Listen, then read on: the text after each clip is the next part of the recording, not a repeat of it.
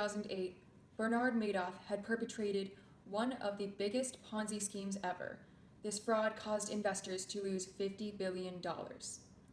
He had been running an investment company and had been taking investments from an enormous number of people and institutions, telling them that they were getting about 10% profit every year. In fact, he wasn't investing their money.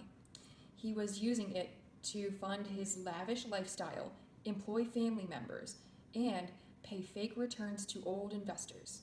In order to keep hiding his fraud, he needed to raise ever larger investments from new investors.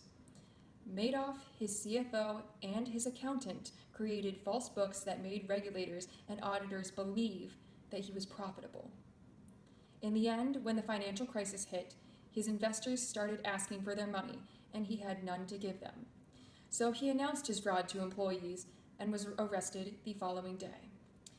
Madoff was assisted by his CFO, Frank DePascali Jr., and his accountant, David Freeling, both of whom pleaded guilty and provided details about their massive and long-standing fraudulent practices, included fabricating securities trades and reports submitted to regulators. Mr. Madoff employed several family members who have avoided conviction, but his son committed suicide shortly after the fraud was discovered. Mr. Madoff at one time served as the chairman of the NASDAQ Securities Exchange, and he wielded great influence in the industry and had a reputation as a person of integrity, hard work, philanthropy, and innovation. He frequently solicited investments from charities and wealthy acquaintances and friends. I found this case on a list of the 10 largest financial frauds of all time. I became fascinated by the length of the fraud and the stature of Mr. Madoff in the industry.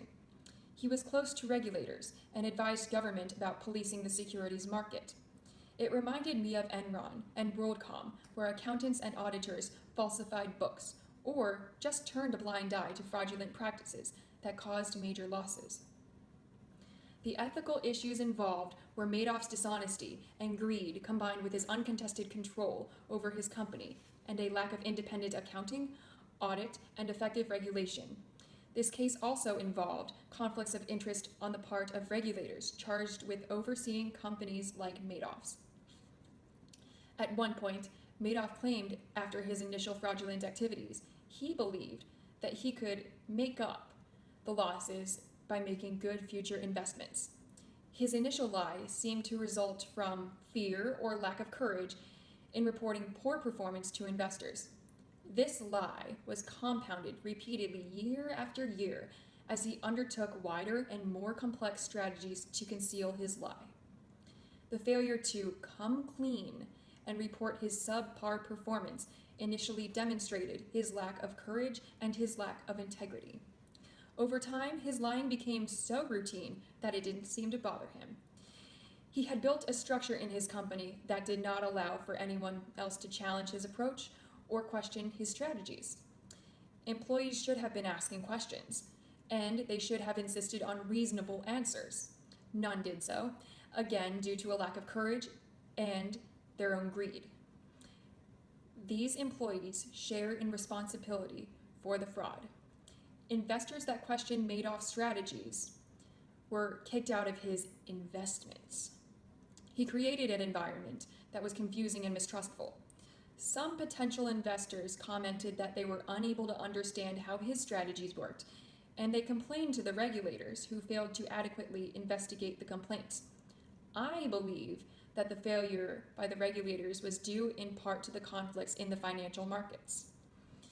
This additional ethical problem arises because of the personal relationships that men like Madoff cultivate with regulators. The Securities and Exchange Commission has worked to establish greater independence and tighter guidelines for companies like Madoff's.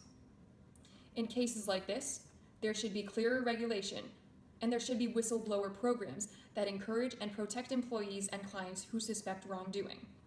Not every employee or client has the courage and integrity necessary to stand up to a giant of the industry like Bernard Madoff.